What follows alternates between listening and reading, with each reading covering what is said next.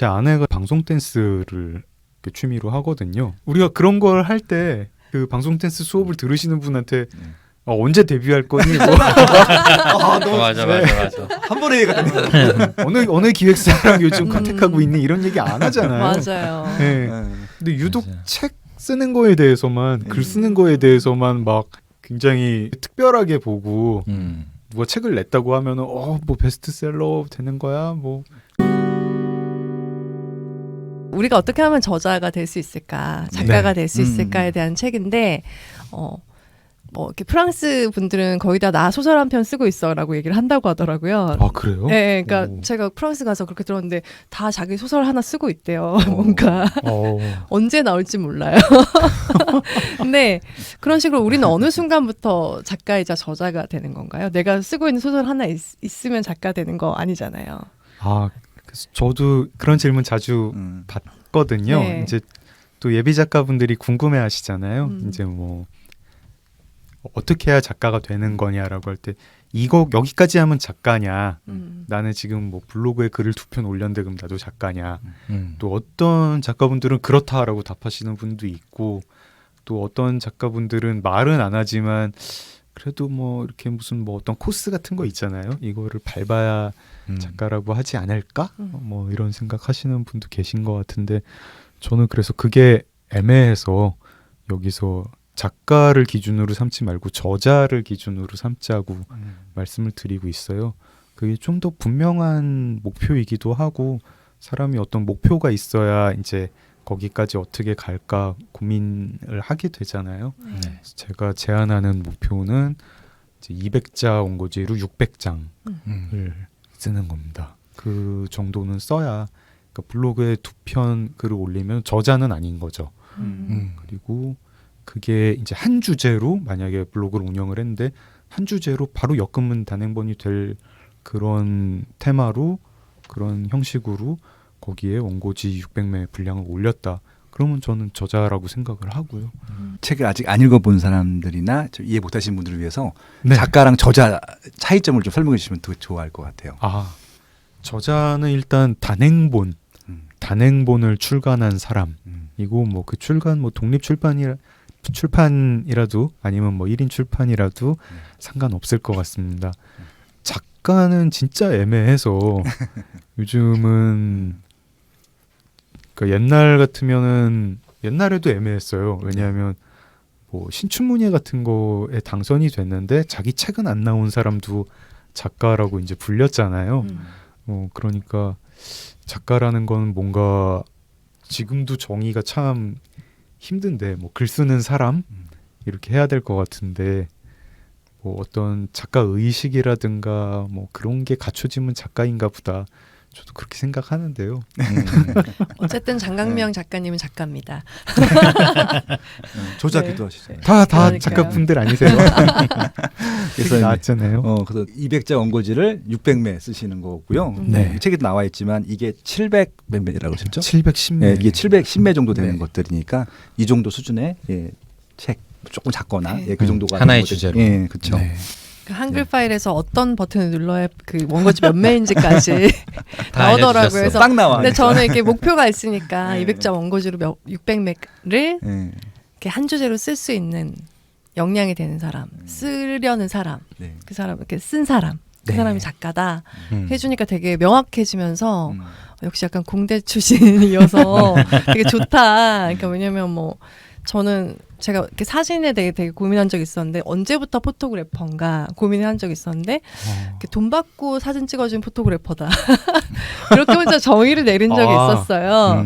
근데 그래서 그럼 난 포토그래퍼다 이렇게 생각을 했었는데 이렇게 작가 되기 위한 어떤 딱 목표가 있으니까 되게 시작하기 좋더라고요. 근데 되게 이렇게 저자가 되자. 네.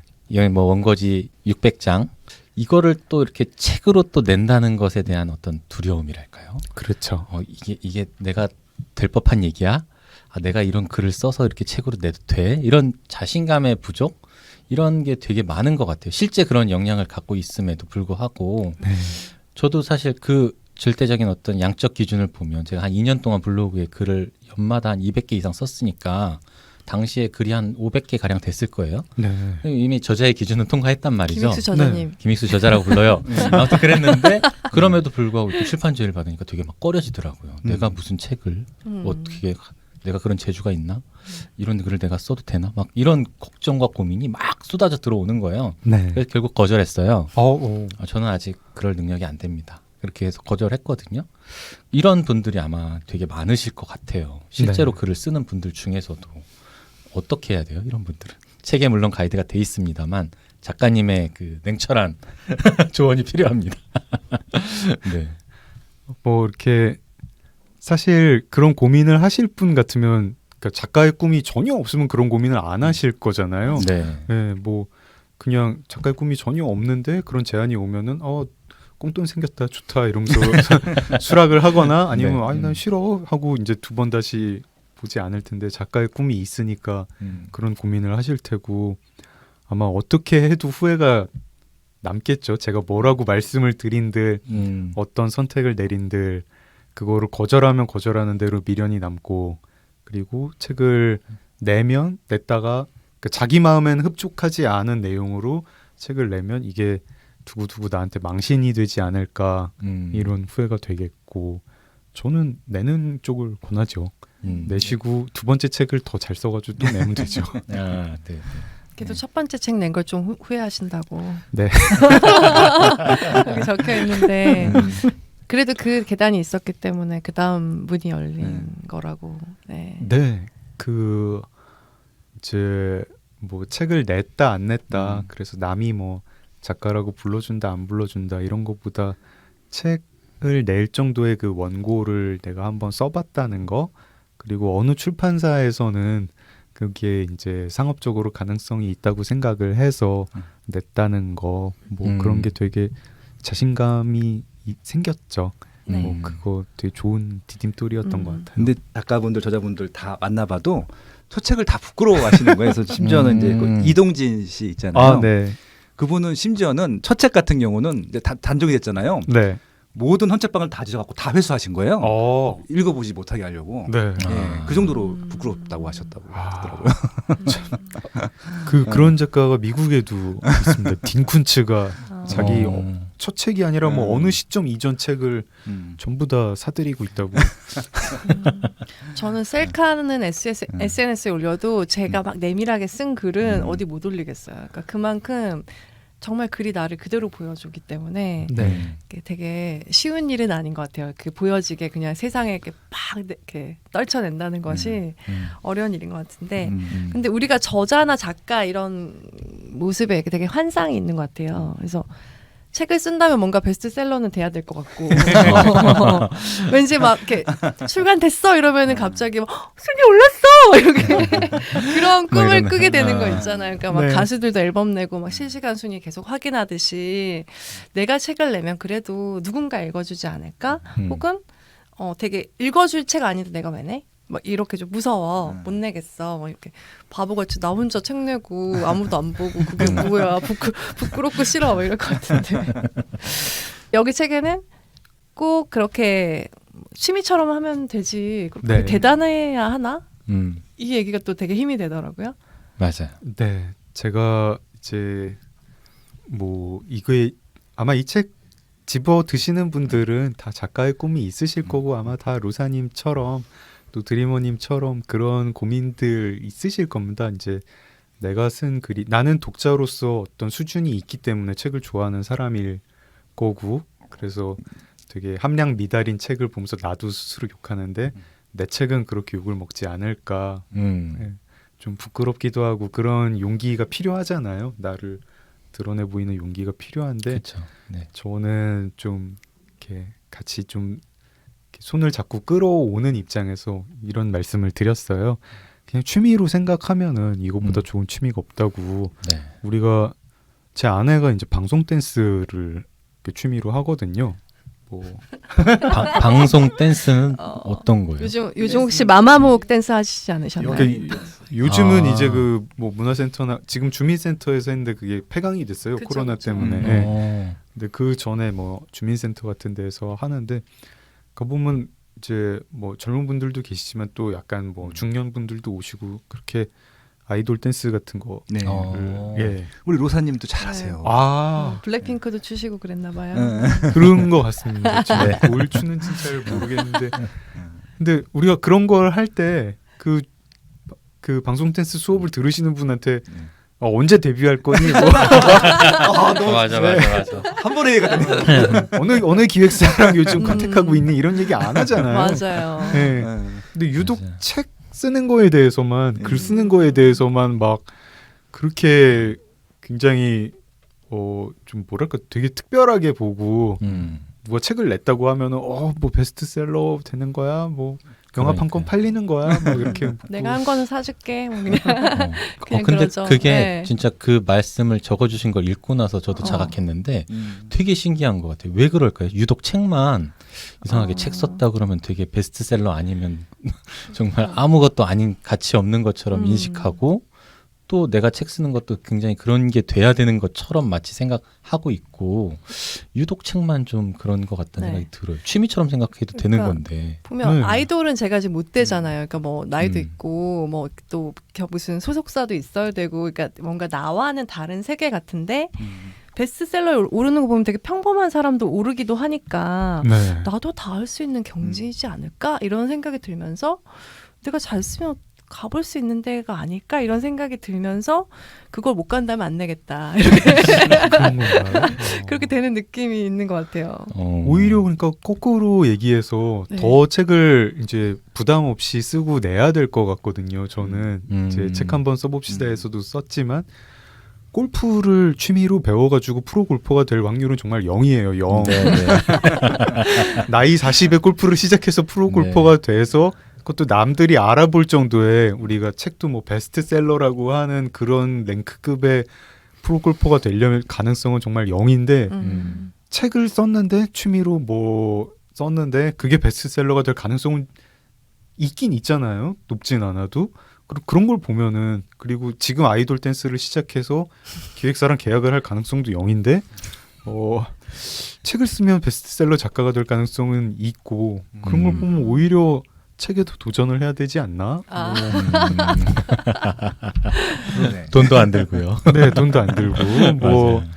연습실 가서 할 필요도 없고 필드 네. 나갈 필요도 없고 요즘처럼 못 나가는 시기에 더 적절한 취미이기도 네. 하고. 그리고 또 글 쓰는 또 공간이 많잖아요. 블로그도 있고 네. 여러 가지 또 브런치 하는 브런치도 것도 있고 네이버 웹소설도 아무나 올려도 되거든요. 네. 예.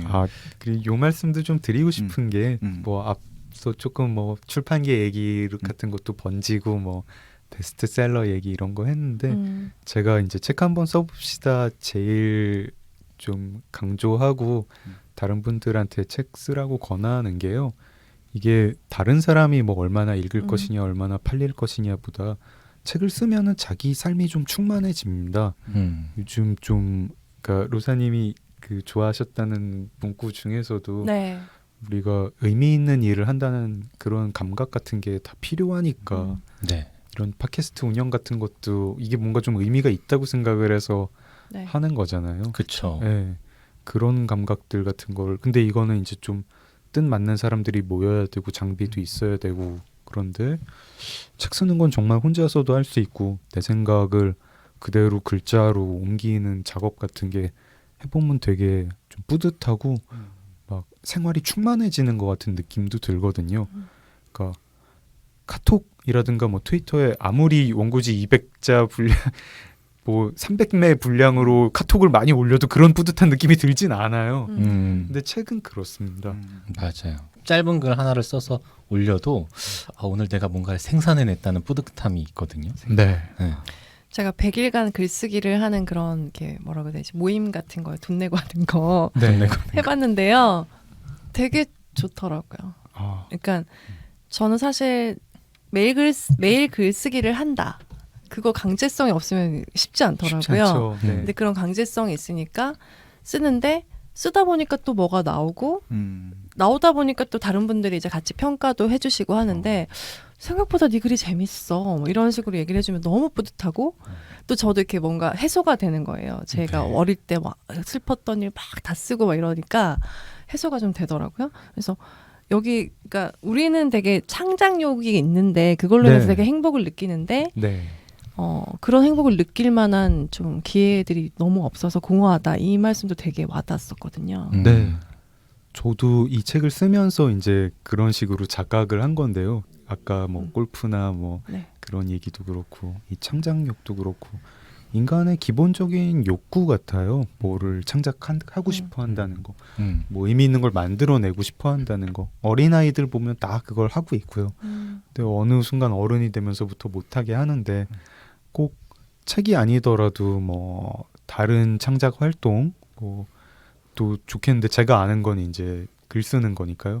뭐 음악을 작곡하거나 뭐 새로운 안무를 만들거나 이런 것도 굉장히 삶을 충만하게 해줄 것 같고 네. 그런 것들 책 쓰기 아니더라도 다들 좀 가져갔으면 가지는 사이가 됐으면 좋겠어요. 자, 그럼 이제 책을 이제 쓰려는 마음을 이제 먹은 거예요. 이제 드디어 마음을 먹었어. 난 이제 저자가 될 거야. 근데 이제 또 막막해지잖아요. 네. 막상 그 마음은 먹었지만 의욕은 생겼는데 뭘부터 시작해야 되지? 그러니까. 어디서 도대체 시작을 해야 되는 거지? 이런 네. 막막함이 또 있을 것 같아요. 어떻게 시작하는 게 좋나요? 일단 책에서는 이런 거는 좀 피해가면 좋다라고 또 말씀해 주신 것이 있거든요. 네, 2부에서 네. 이어가도록 하겠고요. 네. 뒤에 그리고 실제로 이제 작가님께서 직접 쓰신 에세이라든가 아니면 소설, 그리고 논픽션 이런 주제들에 대해서 정말 어떻게 쓰면 좋을 것 같다라고 가이드해 주신 부분이 있는데 그것도 다는 말고 짤막짤막하게 좀 이야기 나누면 좋을 저희가 것 같습니다. 다뤘던 책 중에 네. 예, 스티븐 킹의 유혹하는 글쓰기에 대한 유혹하는 얘기도 글쓰기. 나와요. 예. 그렇죠. 그 네. 내용도 살짝 언급해 주시고요. 사실 진짜 이런 선생님이 잘 없어요. 음. 에세이, 소설, 뭐 르포 다 얘기해 주실 수 있는 작가님, 선생님이 잘 없습니다. 그러니까요. 그렇죠. 네, 오늘 모셨으니까 글쓰기의 모든 것. 네. 여러분 지금 굉장히 중요한 분과 소중한 시간을 함께하고 있다는 거 네. 알아주시면 좋겠고 자, 네. 2부에서 또 찾아오겠습니다. 감사합니다. 감사합니다. 고맙습니다.